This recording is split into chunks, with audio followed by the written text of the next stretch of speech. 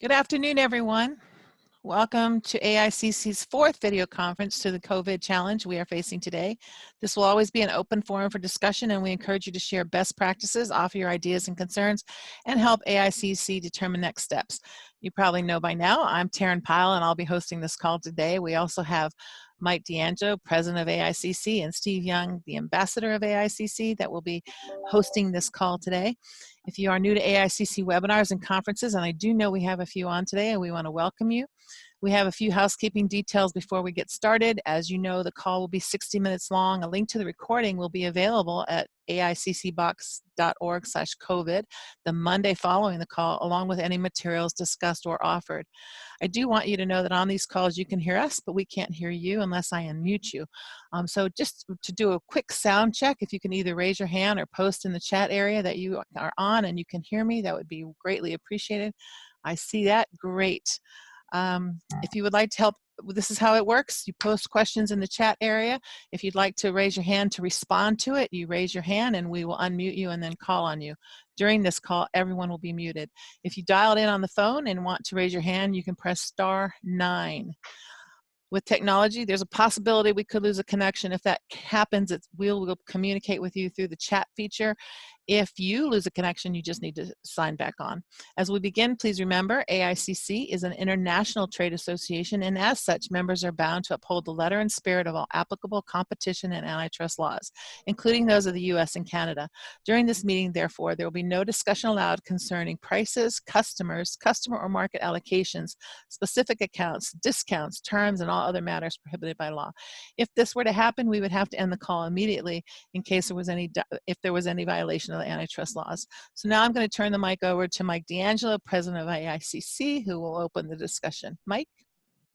Thank you, Taryn, and good afternoon, everybody. We hope that you, your families, and all of your employees are well in these crazy times, and we appreciate the support that each one of you are giving to your association at this time where everyone's got lots of questions.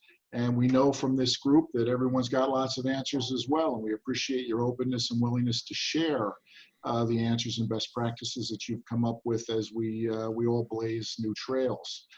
Before we get into a couple of commentary things, just a general observation, we seem to have shifted our sights, at least in terms of the questions that we're getting from the membership, from the is my business essential? How do we make sure that we are? How's my supply chain going to be maintained? We now seem to be evolving to a lot more employee-related issues as we become more used to the new normal, as it were. And I think we're going to speak a little bit about employee issues today. And sometimes, I guess, somewhat the politics of it too, with the various FFCRA, the CARES Act, et cetera. But I want to point your attention to CDC guidance that we posted at the Daily Packaging Update site today, aiccbox.org/COVID, which is new CDC guidance on critical infrastructure workers and whether they may be, I'm reading this now, whether they may be permitted to continue work following potential exposure to COVID-19, provided they remain asymptomatic and additional precautions are implemented to protect them and the community. We've shared the full text of that guidance at the website this morning. Hopefully all of you have seen it. If you haven't, after this call, I suggest you go and access it, because that guidance has generated a lot of questions from members, essentially asking questions along the lines of, what if we want to have a longer period of time before we have an employee who's been exposed come back into the plant? What type of issues does that create relative to FFCRA and as well as other Department of Labor rules and guidance? And we are looking into that for you, and we will make some statements about that will not be legal advice, of course, but hopefully give you some guidance on how you can proceed going forward. We are soliciting expert opinion on that. And as people blaze new trails relative to everything that's going on, the law is new on this as well. um, we'll do our best to keep you informed. The only thing that we'll say right now relative to that is that if your practices are more severe than what the CDC is now providing as guidance, that doesn't mean that you're in the wrong, because the CDC is providing guidance at this point. It's not legal, but your actions with your employees have to remain legal, and that's why we'll try and get you some clarity on the topic. Also along the lines of employees and keeping them in the loop, as well as keeping them gainfully employed, the Paycheck Protection Program went into effect last week through the Small Business Administration Program. We're pleased to have Mitch Klinger with us to make some comments about what things look like out there in the wild, wild west of the Paycheck Protection Program. So Mitch, if you wouldn't mind making a few remarks. Sure, Mike, thank you. Just as a preface, Bruce and I, my partner Bruce and I, work in a lot of different industries. And I have to tell you, other than our packaging and paper conversion clients, almost everybody is on the sidelines now, trying to figure out how they're going to survive.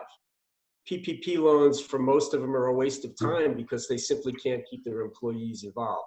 So once again, it's really good to be in the box business.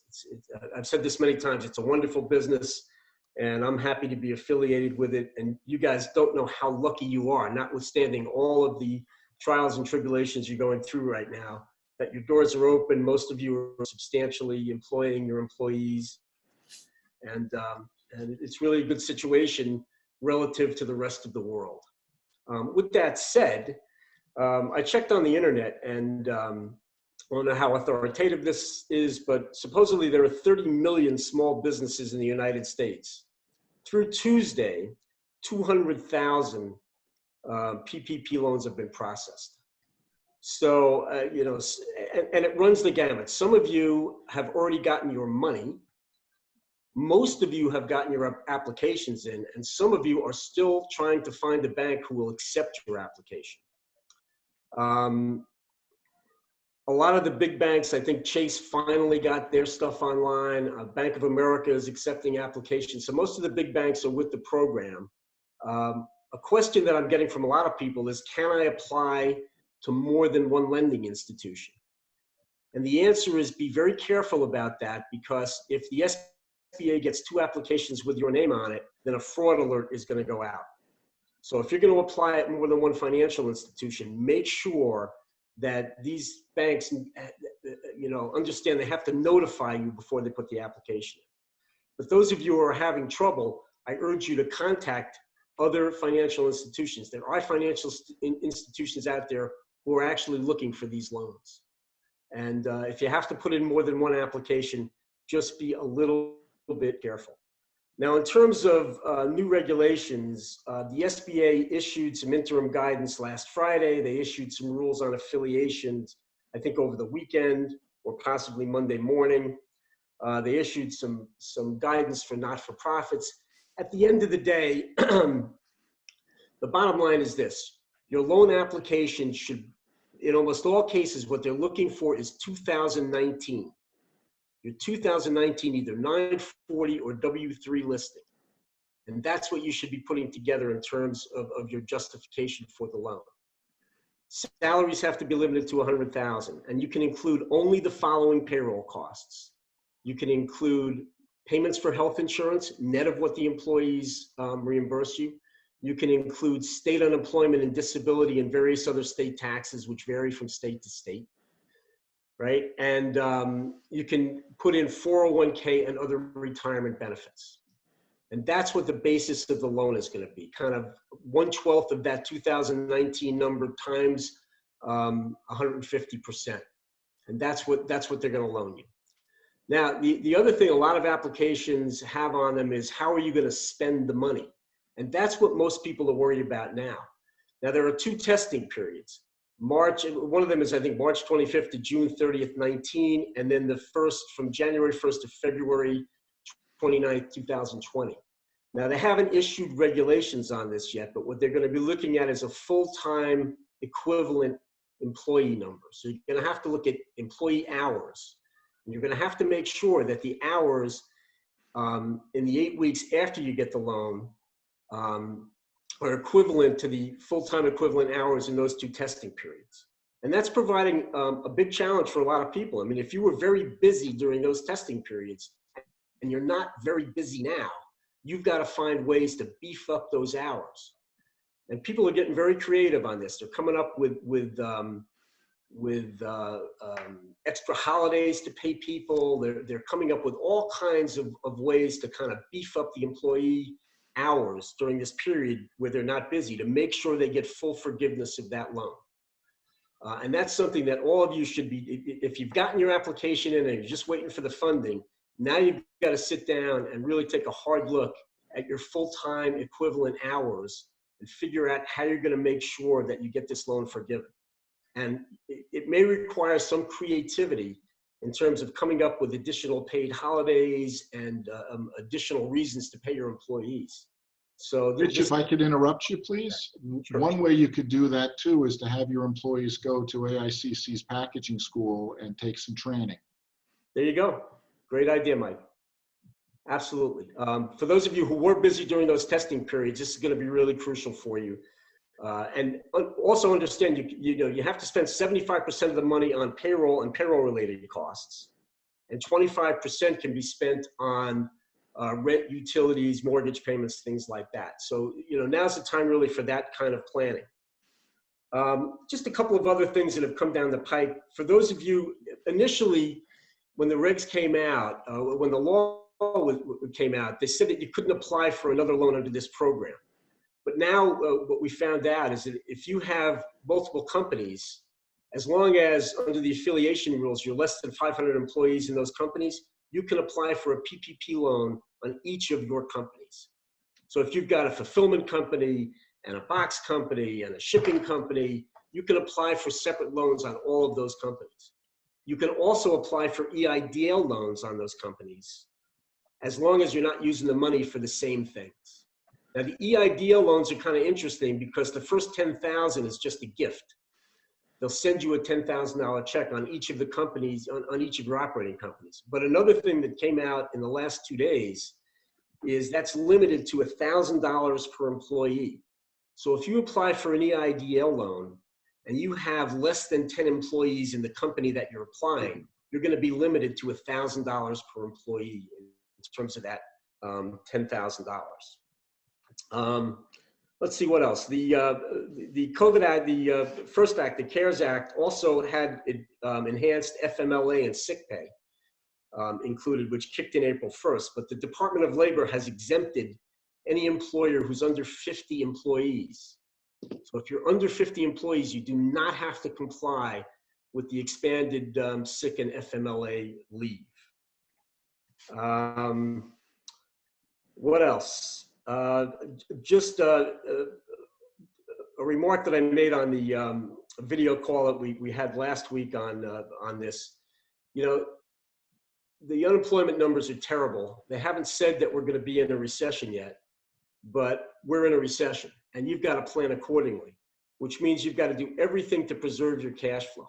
Now, this act says you don't have to pay the employer portion of FICA and Medicare taxes until January 1st, 21. So that's an excellent way for you to build up cash flow right now. You don't have to take minimum distributions from pension plans either. That's waived for this year. So do everything that you can to build up cash flow. With that said, I see there's some questions coming up, so let me stop there and let's see what the questions are. I'm gonna let Steve read them out. Yeah, Mitch, what are the exact dates that a company uses to figure out how much we apply for? It's a little vague in the law. They say the law says the last year, but what the banks are asking for is 2019, because it's very easy to get your hands around that. You've got W-2s and W-3s and reconciled payroll tax returns. So that's what you should be prepared to send your bank. 2019. Don't try to make the most recent 12 months. You could get in trouble with that. Next question, Steve, or Mike, Mitch, do you have? Well, there is a question related to this on a bigger picture. Question comes in, how are volume levels holding out among member companies? Are they increasing? Are people still busy? And what market segments are the busiest? I guess that's for everybody. Yep. If anybody has an answer to the question, please raise your hand.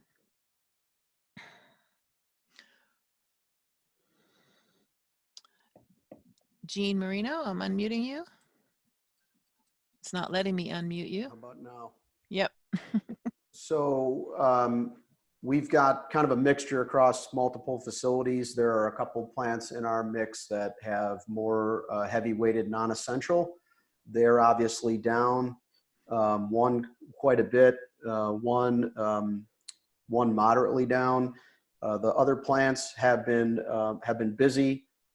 A lot of food business, a lot of sanitation products, PPE customers, and parts part manufacturers where stuff is going into essential businesses. We've seen that maintained. I think the upswing that we saw right after kind of the shelter in places began has softened a little bit. And obviously most of our automotive customers, a couple have started to open back up, but that's been slow. Tom Nelson, I'm going to unmute you. Okay, good morning or afternoon. All our essential customers, especially some that are serving the medical professionals' needs, have gone extremely busy. We haven't seen a decline in any of the service industry people yet, which is interesting. We thought we'd see that sooner, but it seems to be trickling through. We've haven't seen any indication other than kind of a modest decline in the number of orders that we've been receiving, which is, we thought we'd see this sooner. The other interesting note along this topic, RISI gave a presentation earlier today about linerboard, and that was excellent with some of their insight into what was taking place both in the domestic market and the European market. If the association has any access to some of those slides, I think that might be helpful for people to at least make some projections on what we might be assuming the future could bring, because that's what's so important to all of us.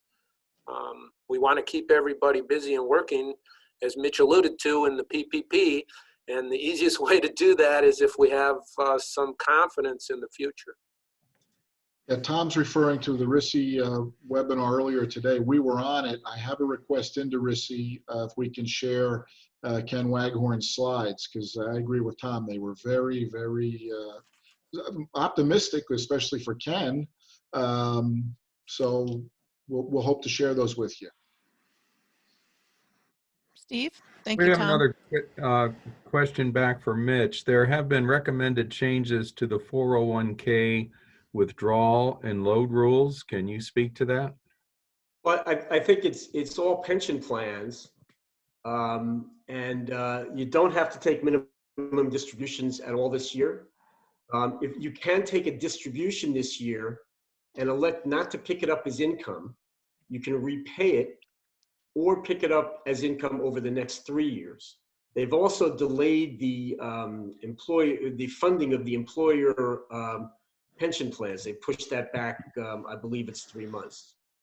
Now that may be at cross purposes if you're trying to justify trying to get the full forgiveness on your PPP loan. You may actually want to accelerate retirement payments to build up the payroll costs in the 8 weeks after you get the loan. Thank you, Mitch. Steve? Yeah, I'm going to go to a question we received yesterday, and this concerns employees. This member writes, we're still struggling with creating a policy or a protocol for employees requesting to return to work for an illness unrelated to COVID. Requesting a doctor's note is problematic, as most employees don't want to go to their doctor's office for fear of being exposed to the virus. That is, if they can get an appointment at all. Requesting an employee quarantine for 14 days seems severe for something like a migraine or, a stomach bug. Is there anyone else struggling with this, and does anyone have any suggestions? If you can respond, please raise your hand.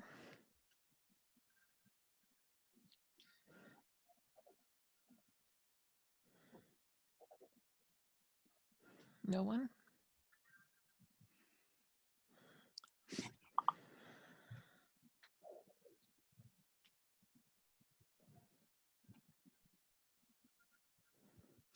Well, unmuting Joe Palmieri.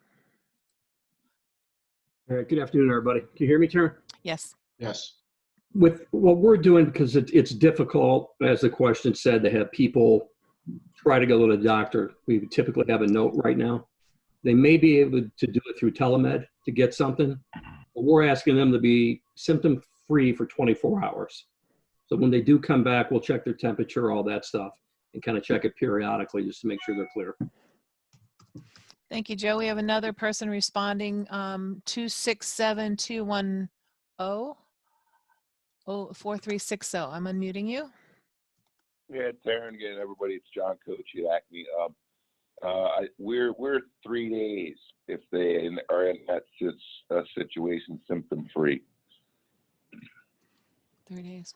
Okay. Again, I don't know that it matters. I mean, we just pick that amount. Thank you, John. Anybody else? Raise your hand. Nope. Steve? So we received a question from a production supervisor. He says, I am looking for ways to keep production in a forward direction. I know we're all facing a similar situation, but I was wondering how others are keeping up with training and leading their newer staff in the right direction. People have told me we might need to put it at a standstill because of social distancing, etc. But he's afraid in 6 to 10 weeks the crews could develop bad fundamentals and terrible habits. He's looking for some guidance. If you have a response to that, please raise your hand. And while we're waiting, I'm going to talk about several courses that we have that we're currently scheduling that are all going to be done virtually. One in particular, Scott Ellis is going to be doing on waste. I believe it's next week. And you can sign up for that, and they can all sign up virtually. So it's one fee for the company. I think it's $99. And all of your production people can be on the call remotely. And I think that's one way to get started. We're also going to be bringing some courses in for sales as well as production, working with Kern Cox at Clemson to talk about print and how to get better print. So there's a lot of options out there. In addition, there's 88 courses on the packaging school, and Scott Ellis has offered to help you develop a program, a learning guide or a learning program for your people that you can assign them while they're remote. If you have any questions on how to sign up for packaging school, we do have that available, and it is free to all your employees.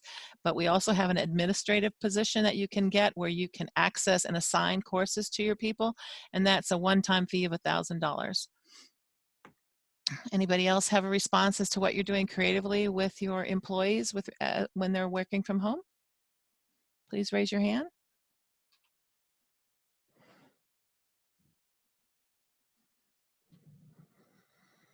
Steve? This one back to Mitch. Mitch, can we use the PPP for employer 401k contributions? Yes, employer retirement contributions are absolutely part of that, part of those funds. Okay. Yesterday, we had a phone call from a member, a sheet feeder, 5-star, Andy Schaefer, general manager, who said that his employees were taking the initiative in creating their own personal protective equipment, face masks. However, they were using them to tie them with shoelaces. And he wanted the group to know that when they saw this, they saw it as a safety hazard because these shoelaces wouldn't let go. It could drag someone into a machine or something. So they've actually replaced them with I guess, detachable cords that will break away. So the question is, what are others doing for your employees in terms of personal protective equipment? If you have a response, please raise your hand. Tom Nelson, unmuting you. Thanks, Darren. I got a couple of things, both on your last question and the current question. Because we don't have access to lots of masks ourselves, we offered it or suggested that the employees find their own and bring whatever they're comfortable with. The idea of checking them for safety is something that we were looking at as well. And we've seen it range from the buffs that girls like to wear for their hair to full-on masks to nothing at all. So it's been interesting, but I think by at least trying to make it having the employees help with finding them took a lot of pressure off of us, because we were quite honest with everybody. We don't have a great source to find them, and maybe they can find some. So, and I would say maybe 25% of our workforce is wearing masks, and the rest of them don't really have an interest. We encourage them to, but it's up to them.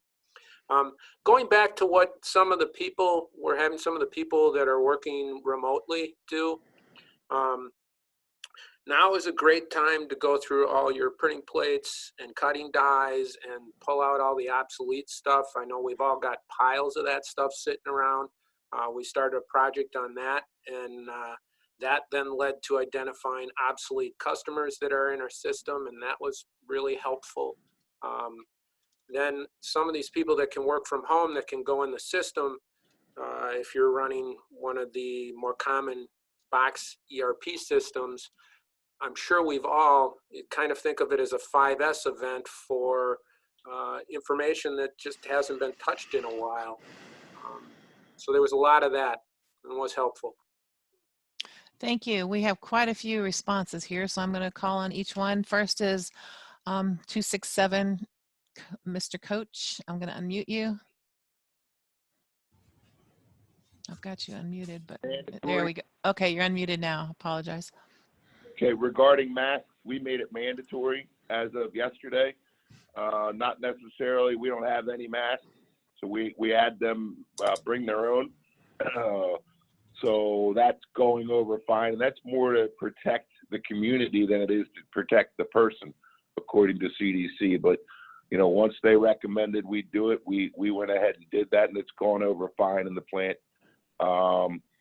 And as far as regarding PPE or masks, gowns, stuff like that, where we've been the most successful is customers of ours that have changed manufacturing over to start making masks or face shields or hand sanitizer. That's where we've gotten all of our stuff. I mean, like literally this morning, a company went into that business, and I emailed the owner and said, "Hey, is there any way you could sneak me a couple hundred masks?" And she said, "We're on it." So that's the avenue. Everybody, you try and get them outside, and it's 2 to 4 weeks minimum. So that's all.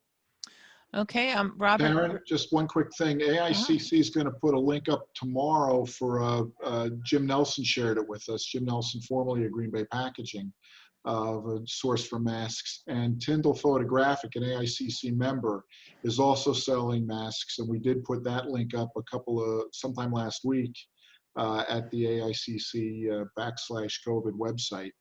We'll see if we can recirculate those as well if folks are having trouble finding masks. Okay, I do want to add that in the chat area, Jeff Putt says that they are providing masks, and I heard that Jana Harris is making masks. So if they are interested in speaking to that, please raise your hand.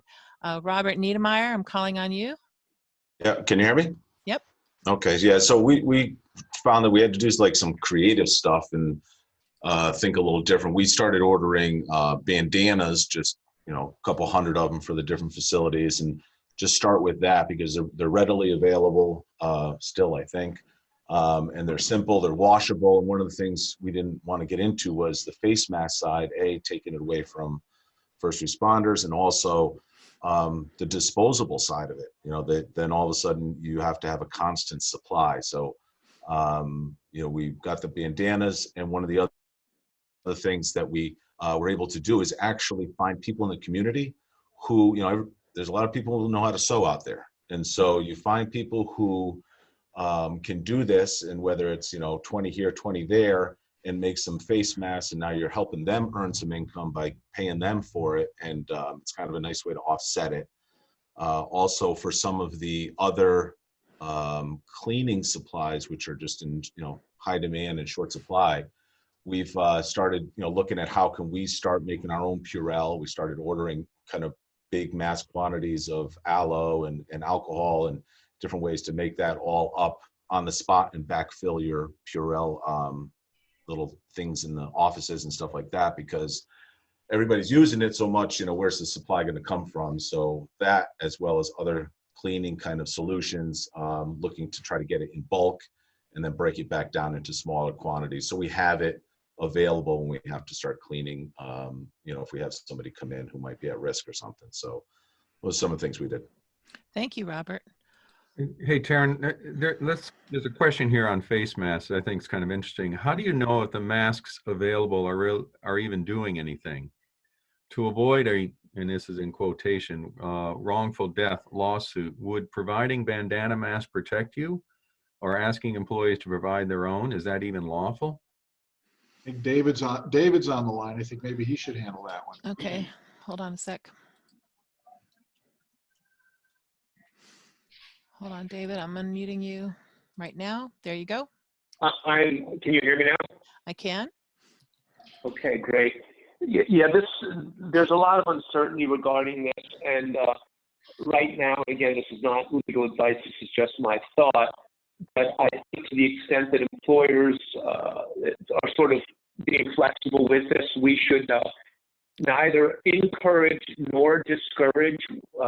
All of you are not in the business of assessing how PPE, whether it's bought from a store or manufactured at one's home, is going to be effective. So I think this is sort of the process of encouraging your employees to themselves take on a certain amount of responsibility, and I think that's the terminology that I personally would use. This is a shared responsibility situation, and everyone has to do what they think is best for their health and safety. You know, I'm not sure, I don't recall the comment a minute ago. Some folks are choosing not to have any face protection or wear a respirator. But I think it's either way. I would, you know, again, in my opinion, I would neither encourage nor discourage, you know, homemade, nor do you have the ability, and I think you can tell them this, you don't have the ability to test the efficacy of a homemade product. Thank you, David. I also want to note, Chris Hoysh wrote, and I was going to say this as well, wearing the non-medical grade mask does not protect yourself as much as it protects the other people around you. So that's how you take responsibility for participating in reducing the COVID problem. I'm going to unmute John Burgess. Go ahead, John. I was just going to say, you know, New Jersey made the use of masks in essential manufacturing facilities mandatory last night, and use of masks to go into supermarkets and places to buy food. So we've made the use of masks mandatory now in all our facilities, because I figure if it happens in New Jersey, it's just going to spread around the country anyway. So everybody may as well get used to it. The problem is getting them. We did buy some from that Tyndall, I believe it is, if that's the one in Pennsauken, New Jersey. But they've already stretched out our delivery to an extra week because of demand. So we've actually bought some surgical type masks from Walmart, and the guys are using those until we get the face shields in from Tyndall. But it's tough to find them. You know, we're not buying N95. We want to leave those for the medical professionals. But we're also discouraging the use of the ones made by Granny in the evening, because as somebody said, you don't know whether they're going to rip, they come apart or whatever. So we've tried to buy ones that are commercially available. But I think you know, if New Jersey, obviously we're a hot spot, this is going to spread to the rest of the country. So I think in essential manufacturing, you may as well get your workforce used to the fact that they're going to be wearing masks in the next week to 10 days anyway. The CDC guidance also for the employee that wants to work and has been exposed to COVID recommends, I guess, because it's guidance. The employee should wear a face mask at all times while in the workplace for 14 days after last exposure. Employers can issue face masks or can approve employees supplied cloth face coverings in the event of shortages. Okay, thank you, David. I'm going to lower the hand of Jana Harris and unmute you. Jana? Yes, we're not making it mandatory for our employees, but we did make our employees masks. One of our ladies from the office brought her sewing machine up here, and we kind of each had our task. We did use HEPA filters to, the mask has a little flap where we could insert the HEPA filter. So they can take the filter out and wash the mask and reuse it. We're also about to become a part of fibershield.org, where we'll be making face shields out of paperboard and plastic. Window film, basically. And we will be donating 100,000 of those to our local hospitals. Well done. Thank you, Jana. If you can't find HEPA filters are also vacuum cleaner bags, and there is a YouTube show showing you how to make them out of vacuum cleaner bags. So it's out there. Okay, I'm calling on Stu Finkel. Stu, I've unmuted you. Can you hear me? Yep. All right. So we're not making it mandatory either at McLean Packaging, although after hearing what John Burgess said, we're in New Jersey, so we may need to. But one thing we are doing is we are training our employees and putting procedures in place that they manage those masks properly. So if somebody were to go in the cafeteria, take the mask off, eat some lunch, or put it down next to a machine, it's important that they do not do that, because now they're contaminating not only their mask, but also that spot that is that they put it down on. So, you know, it's important that we train our employees properly for the use of those masks. Very good point, Stuart. Thank you. Steve? Yeah, and this picks up on what we've been talking about, but it's an interesting twist. Has anybody required their employees to sign anything that they will comply with the national social distancing guidelines while away from work? Is that a David Goetz question? I don't know. Essentially, it's addressed to the group, but Okay. maybe perhaps David could comment on its enforceability or legality or whatever. I'm unmuting David then. Yeah. Yeah. Steve, could you repeat that? Because I was actually just looking something up. But you know, before you do that, I want to circle back to the face mask thing, because again, to the whole point of how this is evolving and the fluidity of the situation, you know, I think there's going to be a huge gap, thus leading to very little enforcement, if you will, between what are being put out as guidelines or requirements and what is practiced. You know, where I live in Montgomery County, Maryland, they have a requirement that you have to have facial coverings for essential employees. And if you're going into a supermarket, bank, or liquor store, they can turn you away without facial covering. But you know, again, does that mean a N95 mask? Clearly not. But I mean, what's facial covering? Does that mean if you have a really long beard or mustache and it's covering your mouth? You know, this is where I think there's going to be, you know, this is about just, again, not a legal opinion, but this is just about intelligent attempts to follow these guidelines. And I think even in the bigger picture earlier, the issue about the CDC guidelines about who gets turned away or in sickness, I think knowingly, purposely, CDC is putting these out as, quote, guidelines. CDC can put out orders, and orders are mandates. I think they are erring on the side of guidelines, recognizing, one, that it may be difficult or impossible to comply,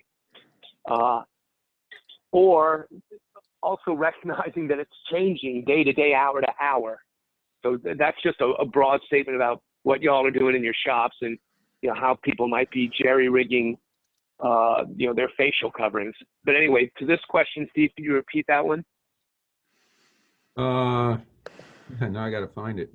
Has anyone thought of requiring their employees to sign anything saying that they will comply with the national social distancing policies while away from work? I have not heard of that, and I don't know how it would be possible for it to be enforced. So again, if this is something that the question is being posed in the context of how you maybe insulate yourself as the owner, employer, what have you, I'm not confident that it's enforceable, because under the laws of foreseeability, if you sign that,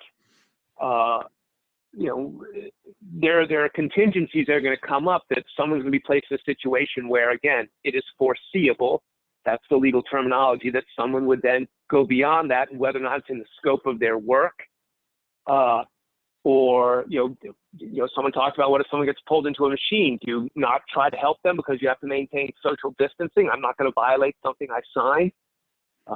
It's interesting, as an aside, I was reading in the news this morning in New York City, someone at a hospital violated their social, the state's and the city's social distancing policy. It was in an emergency room. A woman with dementia, 85-year-old woman, grabbed the IV. It was on a mobile pole, grabbed the IV pole of another woman, a 32-year-old woman, who then, because she was violating the policy, pushed the 85-year-old woman, who fell back, hit her head, and she now died. The woman that pushed her is now being charged with homicide. So I would be leery of, in the context of policies, trying to enforce it or taking it too far, because I think if you're trying to save yourself, you may actually end up creating a situation that comes back and bites you. Thank you, David. Steve? So there are a couple questions here on how do you deal with masks that don't fog up safety glasses? See, there are a couple of comments here. Anybody wanting to talk? Raise your hand. Go on, Steve Worrell, Taryn. Steve Worrell? Yep. Okay, hold on. I'm muting you, Steve. Okay. Am I unmuted? Yep. Okay. I just saw an article. I'm not even sure where I saw it, but it had photos of how to stop glasses from fogging, and they just would have the glasses overlap the safety mask on the outside. If that's possible, I'm sure it's different with all masks. I haven't personally tried it though, so it's worth a shot. If I find it, I'll forward it on. Thank you, Steve. If we get it, we'll put it up, Steve. Ed? No, I understand how he is, and I don't like it. Rich, I think he was talking to somebody else. If you have a question, Rich, or a response, please raise your hand. I'm unmuting Chris Hoysh. Hey, good afternoon, everybody. Can you hear me? Yes. Excellent. I think the fogging occurs when air escapes the mask upward under the glasses, right? So when you put the glasses over the mask, it pushes the mask against your cheekbones, and you kind of seal that off, hoping to actually breathe through the mask rather than around the mask. The other thing is making the mask a little bit tighter. This is pure skiing experience. Thank you, Chris. I'm going to mute you. I think Tom Nelson is showing how it works. Anybody else have a response or a question? Steve? Greg Tucker says use anti-fog goop for skiers. So Chris, you and he are on the same page. So here's one from one of our suppliers. As a supplier of essential products and services to box plants, I cannot be making routine sales calls to your plant or personnel at this time. What would you like to see us essential suppliers do to assist your operation during this unusual time? Meaning like cutting dies, printing plates, things like that. Please raise your hands in response.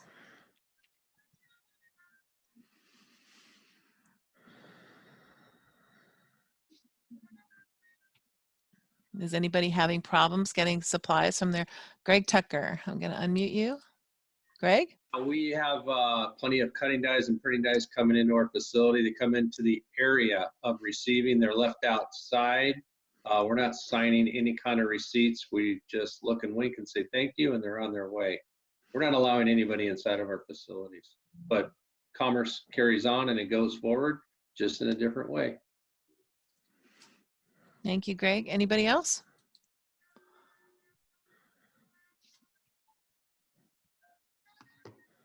Raise your hand. Steve? I don't see any more on the feed. Any more questions? Hold on. Let me back up here. You all are prolific writers. There was a comment asked about how is there a pattern for the face shields that Jana Harris's group is making, and she posted in the chat to go to fibershield.org.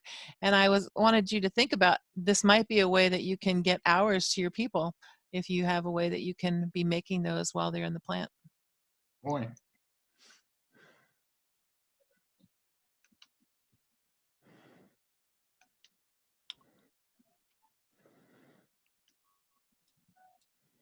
Here's a comment from I lost it, from Weber, that they have not had any problem from employees getting doctor's notes from employees, especially because they've been using this, telemedicine. So to the member who had the question about, how does an employee need to get a doctor's note? That might be one solution. Okay.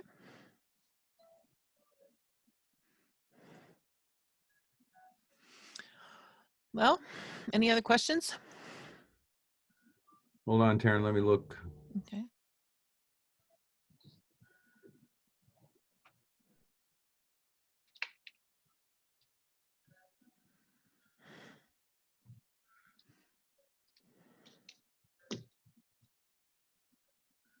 Greg Tucker raised his hand. I'm unmuting you, Greg.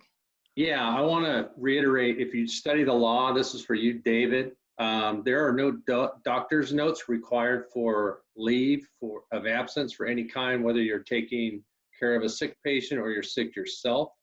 It's stated clearly in that law, and it's a published law that you have to also be publishing within your facility, both in Spanish and in English. Thank you, Greg. David, unmuting you. Did you want to respond or say anything to that?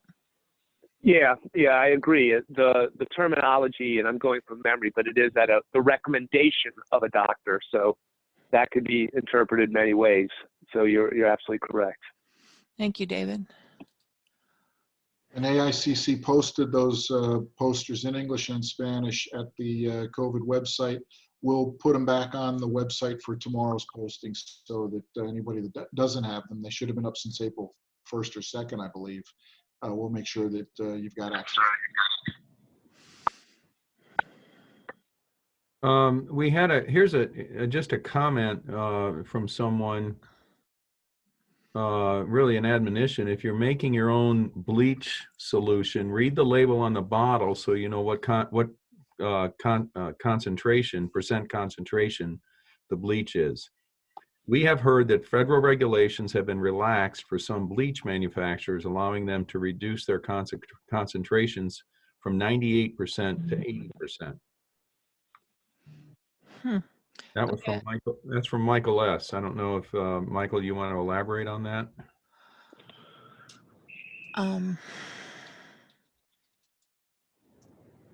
Michael S., I'm unmuting you.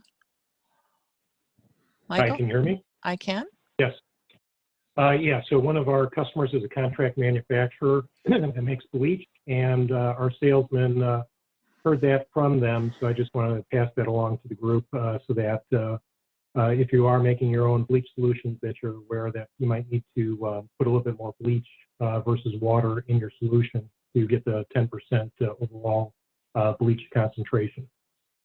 Thank you. And I'm calling on John Kochi again. John? Yeah, I have a question for the group. We are not currently taking temperatures. We've discussed it for 2 weeks now, but I think that now that seems to be the prudent thing to do, or we think that. So I guess I would say, A, is anybody doing anything creative like, setting up a heat gun somewhere where employees can go by and do their own test, or is anybody hiring? Somebody's on. Or is anybody hiring a third party?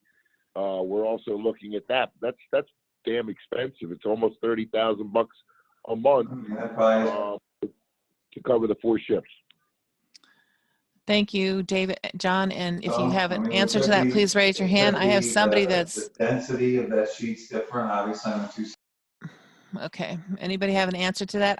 I know, Greg, you're doing something pretty interesting. Does anybody else have anything that they're doing? I'm unmuting you, Greg. I just got a great, and I can't find it. I just got a great thing come in. It's a system where when you're checking in for time, we do our time with retinal scans, so no one's touching anything. We've been doing that for years, not years, but a few years. But now there's a beautiful thermal device available, and I'll send this to you guys as soon as I grab it, that enables just the employee to come to a wall or area where they're checking in. That device takes their temp and it can go to your receiving person, whoever you want to designate as the gatekeeper, to let that person go forward or not. But it was pretty slick. There's a video on YouTube. I will try to find it and send it to AICC. But this is just a beautiful way of doing this thing. It keeps everybody away from everybody. If you have a visitor come in as well in real time, like when we get past this stuff, he could then or she could then put on her safety vest or little yellow rubber shoes, glasses, earplugs, and everything and move forward. But it's a great gatekeeper and keeps the humans away from the humans. And I'll send that to AICC as soon as I can find it. Thank you, Greg. Kelly H. Virginia says you are taking temperatures. Can we unmute you and ask the success you're having or how you're doing it? I have you unmuted. Oh, hi. What's causing that? Are you there, Kelly? Okay, we lost you, Kelly. I don't know. Nope, can't get her back. Okay. Just an aside for the folks with plants in the colder climes. I remember we were talking about taking temperatures a couple of weeks ago on this video conference, that one of the members, I think up in Michigan, it said, folks trudging in from the parking lot on an incredibly cold day can skew the results. You got to be in the building for 15 minutes to a half an hour before you can take a reliable temperature. But that creates a different problem in terms of social distancing and things like that. Just something to think about. Okay, Steve, any more questions? Yeah, what is the acceptable temperature range for these infrared thermometers?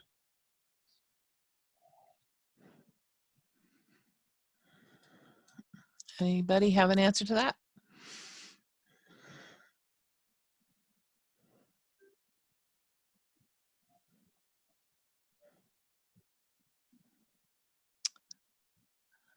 Marty Nagy, I hear you might have Matt Nagy, I hear you might have a response. I'm gonna click on you and unmute you.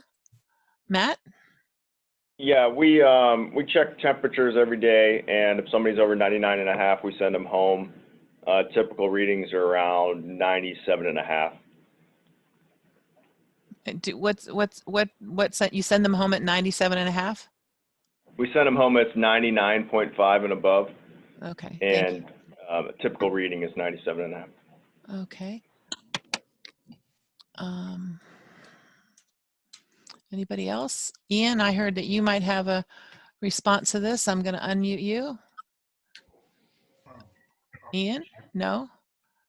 Ian Bernstein. Ian Bernstein. I got to find him.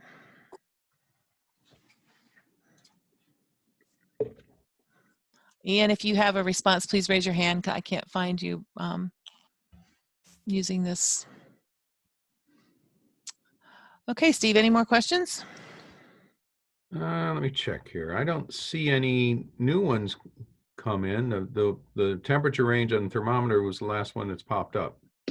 Although Okay. there are many comments around that, so please, I refer everybody to the comment section, the side of your screen there.